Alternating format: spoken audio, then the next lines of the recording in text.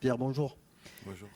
Je voudrais savoir dans quelle mesure vous avez repris confiance, si vous aviez besoin de reprendre confiance après la performance et le résultat surtout acquis à Auxerre. Et du coup, dans quelle disposition vous êtes au moment de jouer ce match de Ligue des Champions très important? Oui, c'est vrai que la victoire à Auxerre nous a fait beaucoup du bien. Aussi, on est allé chercher la victoire d'une façon aussi je dirais aussi un peu de grinta. Et ce côté aussi, on a montré qu'on sait gérer, on sait aller chercher de ce côté aussi.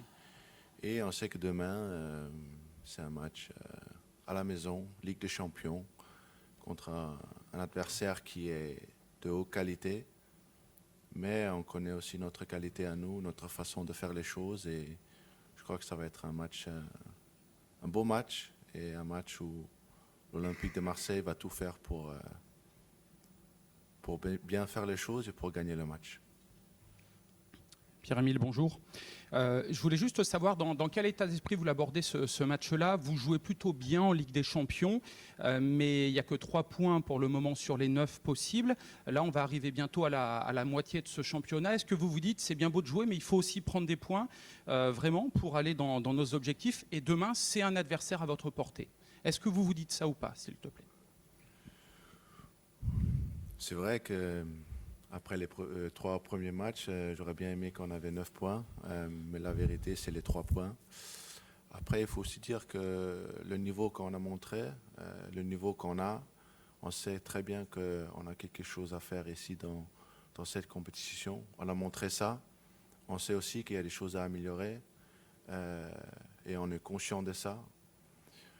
Alors, ce qui est important, c'est de continuer sur le bon chemin avec les adjustments de les détails et d'aller attaquer le match demain comme on sait faire à la maison avec nos supporters qui vont tout faire aussi pour nous montrer le chemin aussi.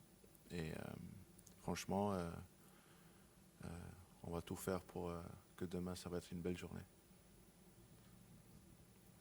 Bonjour Pierre-Emile, Mathieu Grégoire pour le groupe L'Équipe. Ça fait une dizaine de matchs maintenant que tu fréquentes Pierre-Emerick Aubameyang. On le voit presque plus passeur que buteur. Qu'est-ce qu'il apporte à l'équipe? Et toi, qu'est-ce que c'est de jouer avec un attaquant comme ça, dans la construction, dans la relance, etc. Voilà. Qu'est-ce qu'il a de particulier?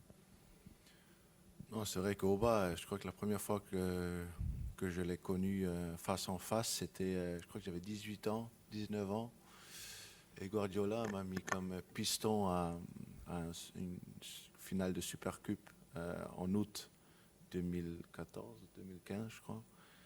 Et je jouais contre lui là. Et déjà là, j'ai vu qu'il avait beaucoup de qualité. Il allait très vite, un peu trop vite pour moi. Mais depuis, je l'ai suivi. Je crois que tout le monde l'a suivi, a vu sa carrière, a vu ce qu'il a fait, sa personnalité. Et d'avoir lu dans la vestiaire avec le comportement, la motivation, la personnalité et surtout aussi la qualité qu'il nous donne. C'est bien pour nous, c'est bien pour moi, c'est bien pour des jeunes comme Robinho Vaz, c'est très bien pour l'équipe et le club. Et ouais, il nous rend beaucoup de bonheur. Bonjour Pierre-Emile, Michel Aliaga, France 3 Marseille. Les derniers matchs, l'équipe a été fatiguée. Alors évidemment, il y a beaucoup de matchs, il y a beaucoup de blessés, on sait tout ça. Mais j'ai l'impression qu'il manquait un petit peu de folie, d'énergie dans vos prestations. Est-ce que demain, comme c'est un match vraiment charnière, il faut peut-être tout lâcher, comme on dit, sans trop calculer tactiquement? Il faut peut-être prendre l'énergie du public et vraiment tout donner.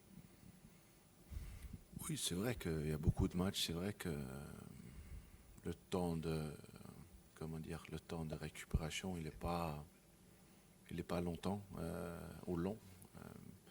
Mais on sait aussi que c'est quoi c'est comme ça. C'est comme ça pour tout le monde, c'est comme ça pour nous. L'année dernière, on a tout fait pour être dans cette situation où on est cette année. Et cette année, c'est aussi à nous de continuer à montrer que d'abord, on a le niveau, on a l'état d'esprit et on veut faire quelque chose. Et je suis certain qu'on est sur le bon chemin et qu'on essaye de continuer à faire les bonnes choses. C'est vrai qu'il y a des choses à ajuster et des petits détails qu'on peut toujours faire mieux. Mais oui, et pour revenir sur le match demain, on est tout à fait d'accord que c'est un très très grand match. Et ça va être un plaisir d'affronter ce match demain. Bonjour Pierre-Emile, ici Camille Cadoum pour le journal La Marseillaise. Je voulais te demander, sur ton poste, sur ton rôle, on voit que le coach t'a associé ces derniers temps, soit parfois à Arthur Vermeuren, soit parfois à Matt O'Reilly. Est-ce que ça change quelque chose pour toi dans ton rôle, dans tes responsabilités, voilà, dans le cœur du jeu olympien? Voilà, explique-moi juste s'il y a quelque chose qui change et comment tu te sens, voilà, plus globalement sur cette séquence-là. Merci. Non, mais on sait la façon comment le coach veut faire les choses. On sait comment le coach nous demande de nous exprimer. Il est aussi très conscient que chaque joueur a ses qualités et ses personnalités à lui. Et le coach gère ça très bien. Et c'est aussi important que tout le monde dans l'effectif se sent actuel, mais aussi que tout le monde dans l'effectif fait en sorte que toujours qu'on est tous prêts, toujours à donner pour le groupe, toujours à essayer de monter le niveau. Et les deux jeunes que tu as dit, Matt et Arthur, d'abord c'est des très bons joueurs et c'est des joueurs aussi pour moi, qui très vite s'est adapté aussi ici à la vie à Marseille. En cas du foot, en cas de la façon que le coach veut faire les choses. Et c'est à eux de continuer et c'est à nous autour de faire en sorte qu'ils se sentent assez à l'aise pour continuer à montrer leur niveau. Et la saison est longue et c'est important que tout le monde a conscience de ça, mentalement, physiquement, spirituellement aussi, qu'on ne perd pas l'énergie trop vite. Et je trouve que on est sur le bon chemin, comme j'ai dit quelques fois maintenant, mais on fait un bon boulot et il faut rester focus, rester motivé. Pierre, bonjour, Florent Germain de RMC Sport. Je prolonge un petit peu cette question. Après Angers, ici même, le coach à tes côtés disait qu'il fallait savoir ce que voulait cet OM. Est-ce que c'était la mentalité vue contre le PSG avec voilà, beaucoup de détermination ou une équipe qui souffle un peu le chaud et le froid? Est-ce que toi, tu as la clé pour justement rester sur l'état d'esprit qui a été celui de la belle période là, du mois de septembre? Est-ce que c'est dans la tête? Est-ce que c'est physique? Qu'est-ce qui pour toi fait que vous pouvez être cette équipe de champions qui a eu un état d'esprit quasi irréprochable pendant 5-6 semaines? On est quoi? En novembre? Si tu m'aurais dit avant la saison qu'on a montré notre niveau en Ligue des Champions, on est 2 points du numéro 1 dans le championnat, je t'aurais dit déjà pas mal. Et c'est ça la vérité. Après, aussi, si on regarde un peu le contexte, il y a des choses où on peut s'améliorer, il y a des choses où on doit s'améliorer, mais je suis complètement conscient que la qualité et la mentalité et le caractère qu'on a dans la vestiaire et le club, c'est quelque chose de très bien. Après aussi, comme j'ai dit avant, on est conscient qu'on n'est pas parfait,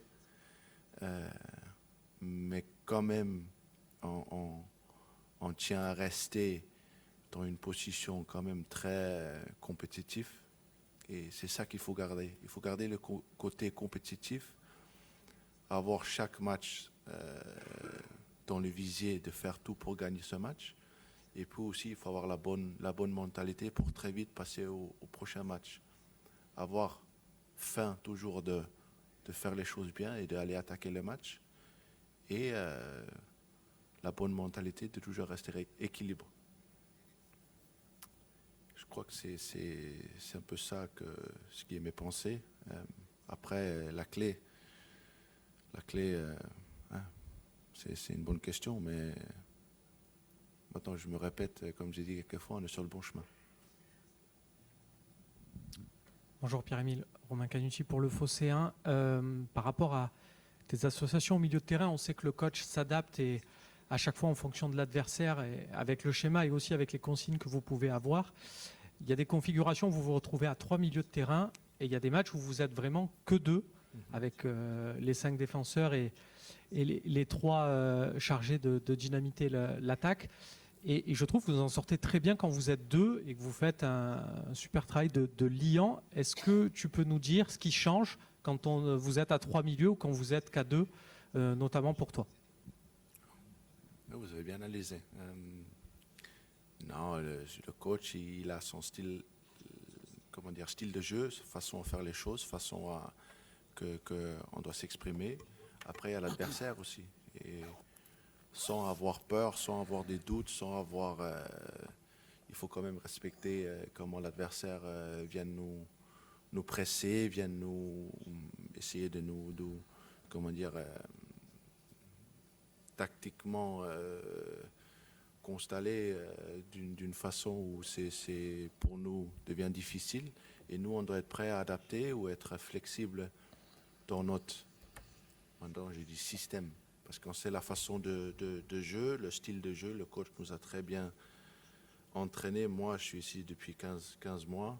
Il y en a qui sont ici pendant 2 mois, mais tout le monde est plus ou moins très intégré de la façon que le coach nous demande de faire les choses. Et parfois, si on est 2 ou 3 milieux de terrain, ça peut changer. C'est un peu le qui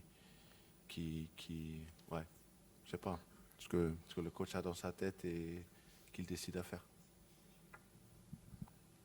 Ouais, bonjour Pierre-Émile, Xavier Condamine pour Le Parisien aujourd'hui en France et le Dauphiné Libéré.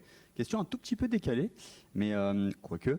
Vous avez joué dans beaucoup de stades européens tout au long de votre carrière. Ça va faire 1 an et demi que vous êtes à l'OM. Je voulais savoir, en termes de puissance vocale, de bruit, comment vous situez le Vélodrome par rapport à d'autres stades européens, s'il vous plaît? Merci. Le Vélodrome est quand même fait un peu de bruit. Franchement, comment je peux expliquer le Vélodrome est quelque chose de particulier. C'est quelque chose qui est difficile à expliquer. C'est quelque chose qu'il faut vivre. C'est quelque chose qu'il faut sentir. Les matins, quand je rentre du match, et on essaye de dormir, parfois je me trouve à 5 ou 6 heures le matin encore avec les yeux ouverts parce que vraiment c'est presque comme si tu prends une gifle, non? Ça te réveille pendant longtemps. C'est des émotions fortes, c'est des émotions de bonheur et ça donne une grande motivation de savoir que le Vélodrome c'est notre maison. Ça peut être peut-être le stade le plus, comment dire, oui, le plus bruyant et bouillant aussi. Bouillant, ouais. J'ai eu la chance de faire des beaux stades, mais le Vélodrome, il y a un seul.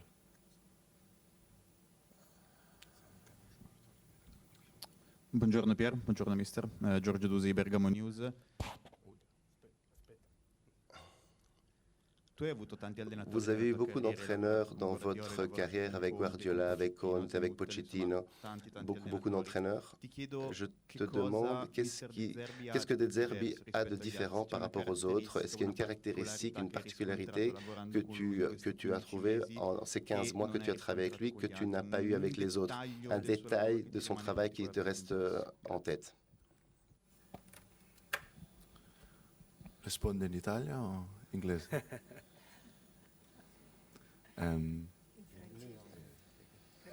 Non. Ah, français, c'est bon, ouais.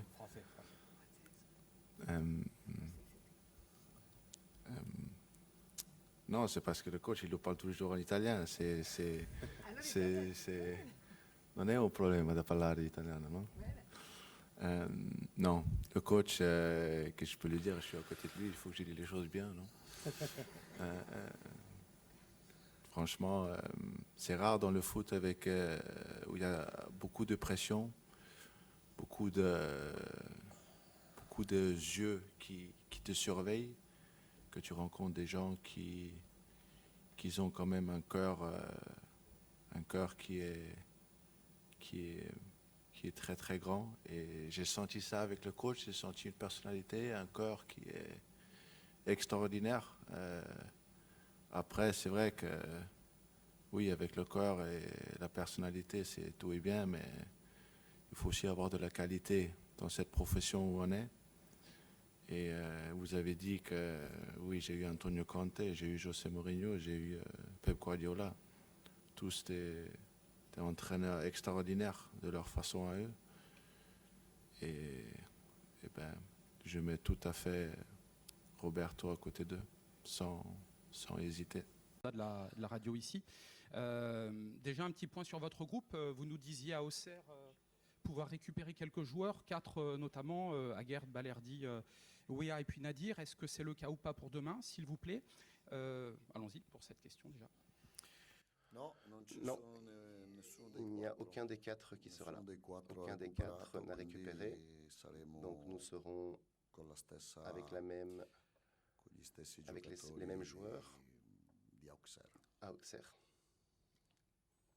Et ce match-là, est-ce que, face à l'Atalanta, est-ce que, même si en cas de contre-performance, vous resterez dans le coup mathématiquement, est-ce qu'il faut que l'OM l'aborde quelque part comme une finale dans l'état d'esprit? Voilà, vouloir absolument le gagner.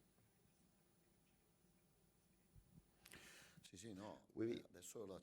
Maintenant, la Champions League rentre dans une phase la plus importante. Maintenant, les matchs commencent à être encore plus importants. Pas qu'avant, ils n'y étaient pas, mais il y en a toujours moins de matchs. Et donc oui, c'est un match que nous devons absolument faire des points, nous devons absolument gagner. Même parce que 3 points dans les premiers 3 matchs, c'est très peu. On aurait mérité d'avoir plus de points à Madrid et à Lisbonne. Et donc, c'est un match qui est important à la maison. Comme disait Pierre Holberg, nous devons essayer d'avoir les 3 points absolument. Bonjour coach, Bonjour. Hugo Hamelin pour la radio RTL. C'est la première fois qu'avec l'Olympique de Marseille, vous allez affronter une équipe italienne. Voilà, vous êtes un coach qui avait entraîné dans différents pays. Qu'est-ce que ça change? Quelle différence ça fait pour vous d'affronter une équipe italienne, une équipe de votre pays? Est-ce qu'il y a plus de sentiments? Est-ce qu'il y a plus d'envie de prouver quelque chose ou pas? Bravi. Non, jouer contre une équipe italienne, c'est toujours une émotion diverse. Ça m'est arrivé quand j'étais à Shakhtar contre l'Inter. Avec le Brighton contre l'AS Roma, ça se passe ici aussi. Et puis l'Atalanta est une équipe qui, pour moi, est très différente des autres parce que moi, je suis né à Brescia, je suis bresciano, je suis un tifoso de Brescia. Et donc, pour moi, l'Atalanta, c'est quelque chose de différent. C'est comme un derby Brescia-Atalanta, très, très, très important. Mais ça reste un match de Champions League, de jouer absolument bien, parce que si on ne joue pas bien, nous n'avons pas la possibilité de gagner pour le classement, pour la Champions League, pour aller en avant en Champions League. Bonjour coach, Camille Cadon pour le journal La Marseillaise. Vous venez d'en dire un petit mot sur la rivalité entre Brescia et l'Atalanta. Est-ce que vous pouvez nous raconter un peu vos souvenirs sur cette confrontation-là, cette rivalité-là? Merci.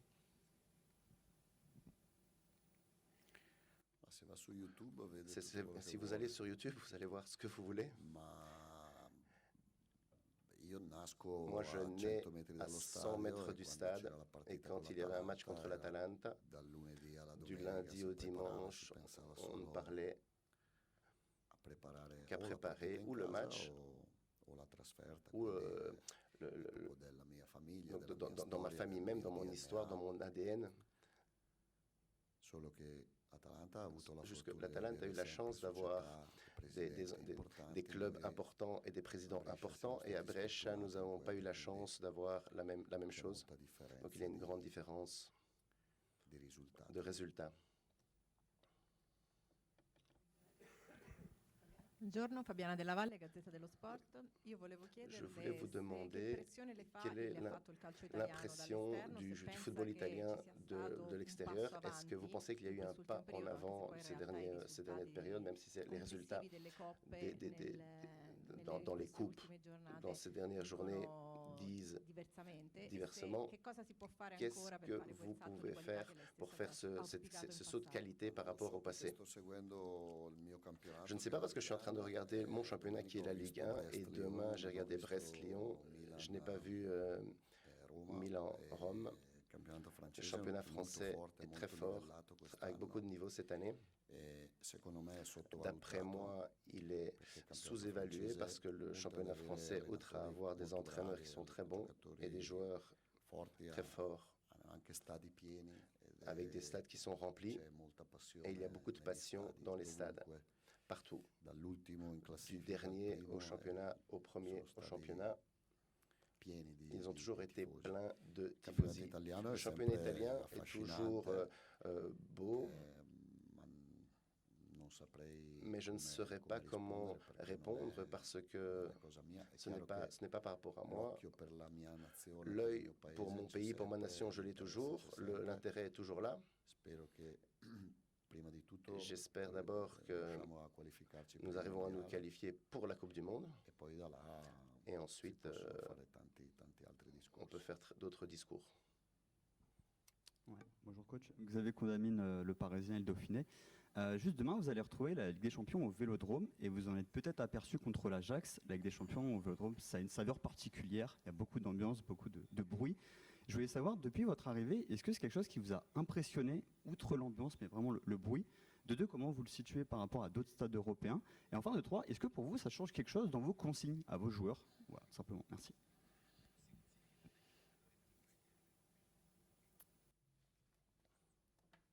Moi, le Vélodrome, je le connaissais déjà depuis Brighton. Quand je suis venu ici à Brighton, et c'est une des raisons pour lesquelles je suis venu ici, c'est vraiment pour le Vélodrome. Ça a toujours été chaud, important. C'est un stade spécial, tant le bien que dans le mal, autant comme il est chaud et exigeant. Après, c'est l'équipe, à nous, qui devons faire jouer les supporters pendant le match. C'est un privilège, non seulement pour moi, mais aussi pour les joueurs, de jouer dans ce stade et de travailler dans ce stade. Bonjour coach, Karim Attab pour Maritima. Excusez-moi, j'ai deux petites questions. La première qui fait suite au Vélodrome. Il y a un peu moins d'un an, c'était compliqué au Vélodrome pour l'OM, avant le premier Retiro à Malmort notamment. Là, sur l'année 2025, je crois que vous êtes une des meilleures équipes d'Europe à domicile, avec une seule défaite au mois de mars contre Lens à domicile et une moyenne où vous avez plus de 3 buts marqués. Comment vous pensez avoir apprivoisé ce stade et donné la confiance à votre groupe, une confiance dont vous allez avoir besoin demain, quoi? Nous avons des joueurs forts, des joueurs intelligents comme Pierre, un peu moins experts, mais avec un niveau de passion et d'intelligence. Le Vélodrome, c'est comme un miroir. Comme vous le voyez, il va vous le rendre. Quand on arrive avec de la personnalité, avec une confiance en soi, avec envie de se battre, envie de faire les choses d'une certaine manière, le miroir va rendre toute la beauté. De la même manière que si on rentre avec des peurs, avec peu d'envie de se battre et peu d'envie de se sacrifier, ce qui reviendra, ça sera la même chose que les gens voient. Et ça, les joueurs, avec le temps, se sont habitués et se sont adaptés et l'ont compris. Maintenant, je perçois même dans les joueurs l'envie de jouer à la maison. L'atmosphère est différente. Quand nous savons que nous jouons au Vélodrome, les derniers jours sont différents. C'est clair qu'à la maison, mais aussi parce qu'il y a une habitude et une envie de jouer à la maison. Et ma deuxième question, c'est sur l'effectif. Après le match d'Auxerre, vous aviez l'espoir quand même de récupérer quelques joueurs blessés. Ça n'est pas le cas. Donc vous avez une dizaine d'absents, puisqu'on compte également Emerson qui est suspendu. À Auxerre, vous nous aviez dit que le dernier entraînement, vous l'aviez fait en marchant. Là, comment vous vous êtes préparé? C'est un match de Ligue des Champions pour garder le rythme, éviter les blessures à l'entraînement. Comment vous l'avez préparé? Non, nous l'avons fait en marchant parce que nous sommes venus de 2 jours où nous avions joué juste un peu avant. Ici, c'est pareil, mais c'était une façon de dire que le match, nous l'avions préparé pas avec l'intensité d'un entraînement normal, parce qu'on ne peut pas s'entraîner 24 heures avant. D'après vous, un match de Champions League, moi je suis content de jouer avec 8-9 joueurs blessés, plus un joueur suspendu. Non, je ne suis pas content du tout. Dans les analyses, il faut considérer aussi un peu tout.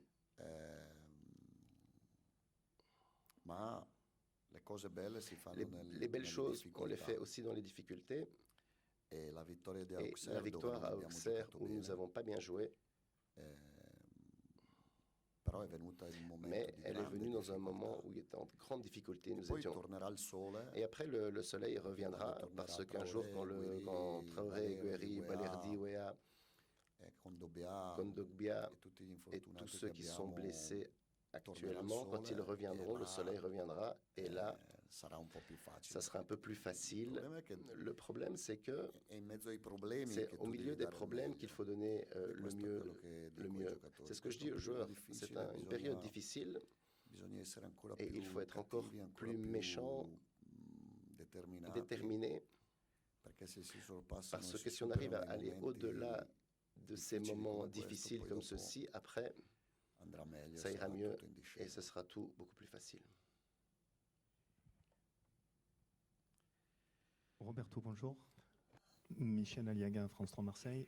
Je ne sais pas si vous avez regardé le match il y a 2 ans et demi contre l'Atalanta, en demi-finale de la Ligue Europa. Et les journalistes italiens avaient dit l'OM a un grand stade, mais une équipe moyenne. Et aujourd'hui, même si vous êtes diminué, l'OM a une équipe, vous arrêtez pas de le dire, beaucoup plus forte. Donc est-ce que vous considérez quand même que demain, malgré toutes ces absences, vous êtes favori? Mais les journalistes italiens ne disent pas toujours la vérité. Un peu comme vous. Je ne sais pas si je peux comparer les deux. Lesquels des deux je garderai entre les journalistes italiens et français? La prochaine fois, je vous le dirai. L'Atalanta a toujours été une équipe forte. Donc jouer contre l'Atalanta pour tout le monde, même cette année, c'est difficile. Je ne tomberai pas dans le petit jeu de l'Atalanta qui est en crise. Non, je n'y crois pas. Ils ont perdu que 2 matchs depuis le début du championnat, une à Paris et l'autre à Udine. J'ai vu le match contre l'AC Milan. Et probablement qu'ils méritaient de gagner. Ils ont des joueurs forts, ils ont un entraîneur fort. Et c'est une équipe qui est forte. Les matchs d'il y a 2 ans, je ne l'avais pas vu. Mais ça, c'était l'Atalanta qui a gagné l'Europa League. Et donc, c'était dans un moment un peu magique. Et j'espère que demain, ça sera un autre match. Nous voulons que ce soit un autre match demain. Et si je ne me trompe pas, le résultat ici à la maison, c'était de 0-0, 1-1, 1-1. Et donc, demain, on joue à la maison. On n'a pas de match à Bergamo. Mais nous essaierons de faire valoir notre valeur et notre facteur à domicile. Roberto, bonjour. Florent Germain de RMC Sport. Il y a eu cette victoire à Auxerre qui, pour la confiance, est importante. Les 3 matchs précédents, il y a eu des résultats un peu plus difficiles. Vous évoquiez la nécessité de faire abstraction de polémiques, etc. Est-ce que vous trouvez qu'on est trop vite critique sur l'OM? Est-ce que c'est quelque chose peut-être il y a 1 an et quelques mois avant d'arriver que vous aviez peut-être pas mesuré sur le fait que l'OM, il y avait toujours cette pression médiatique notamment sur ce club? Est-ce que vous avez le sentiment que les radios, les journaux sont trop critiques envers vous dès qu'il y a un moindre faux pas? Non, j'aime les polémiques, je suis venu aussi pour ça. Ça me fait plaisir. Quand vous faites des questions, ça me fait plaisir parce que vous cherchez toujours la question un petit peu avec du poivre. Et moi, je dois essayer de trouver une réponse avec du poivre. Ce n'est pas une question de polémique, c'est une question de vérité. Vous avez trouvé un de ce côté comme moi qui a beaucoup de défauts, mais qui n'a pas le défaut de mentir. Il vous dit la vérité. On a mal joué contre l'Alger en première et en deuxième mi-temps, mais nous avons perdu 2 points à la 95e minute. Nous n'avons pas bien joué contre l'Auxerre, mais je vois beaucoup de matchs où d'autres équipes, pour gagner, ils font moins que nous ce qu'on fait à Auxerre. Et même des équipes au-dessus, j'ai l'impression qu'après le match contre le Lorient, aujourd'hui, pourquoi je dis le match contre l'Orient? Parce que nous avons terminé le mercato le dernier jour en prenant 6 joueurs les 2 derniers jours, 6 joueurs très très importants. Et depuis le match contre l'Orient à maintenant, si nous faisons le classement de cet arc de temps, l'OM serait premier. Vous avez fait la statistique, parce que moi je ne la connaissais pas, les premiers 50 matchs de derby ici à Marseille. Nous avons réussi à en gagner 29 et uniquement Deschamps, dans ces dernières années, avait gagné 30 matchs. Donc ce n'est pas tout parfait, absolument. J'aimerais jouer mieux. Nous n'avons jamais réussi à jouer bien comme je voudrais, pour plein de raisons. Mais certaines fois, certaines critiques sont un peu désastreuses et plus dures que ce qui dit de la réalité, tout simplement. Bonjour coach, Mathieu pour l'équipe.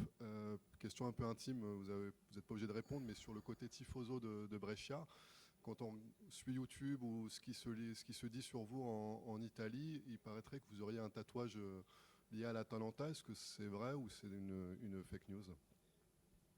Je vous le dirai plus tard.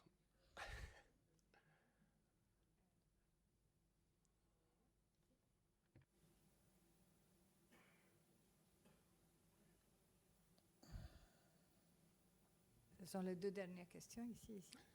Ciao Roberto, Andrea Riscassi, Rai Sport.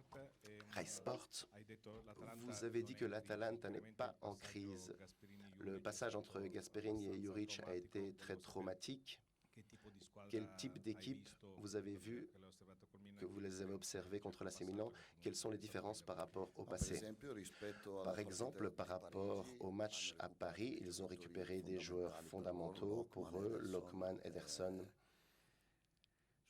qui sont des joueurs comme Højbjerg, comme Aguerd, comme Pavard pour nous. Ce sont des joueurs. Les joueurs ne sont pas tous pareils. Il y a différentes expériences, différents niveaux. Moi, l'Atalanta, je ne la vois pas en crise.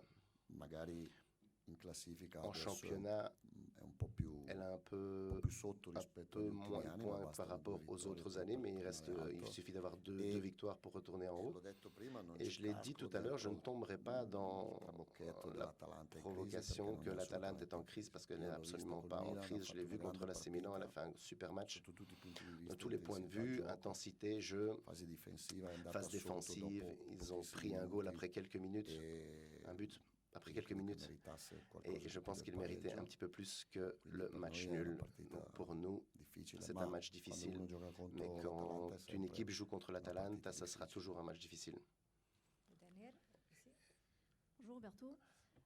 Justement, par rapport à ce match face à l'Atalanta, est-ce que vous avez prévu, vous disiez parfois vous vous adaptiez dans votre système, est-ce que vous allez imposer un peu votre jeu à la maison ou aussi faire en fonction de cette Atalanta qui n'est pas en crise, selon vous? Merci. Non, nous, on veut toujours s'adapter à l'adapter, parce que tous les adversaires ne sont pas tous les mêmes et tous les adversaires ne jouent pas de la même manière. On essaie de les préparer d'un point de vue stratégique, le match. Cela ne veut pas dire qu'on ne veut faire un match différent de notre ADN. Notre ADN, c'est celui de vouloir faire le match, de vouloir jouer et de déterminer le match. Ensuite, quand on joue contre des équipes qui sont fortes, il y a un moment où il faut se défendre. Mais se défendre, ça ne veut pas dire aller dans les bras du gardien. Ça veut dire aussi défendre bas si on est obligé, mais après pour essayer de repartir. Sûrement pas ce qu'on a fait à Lisbonne en deuxième mi-temps, même si nous étions à 10.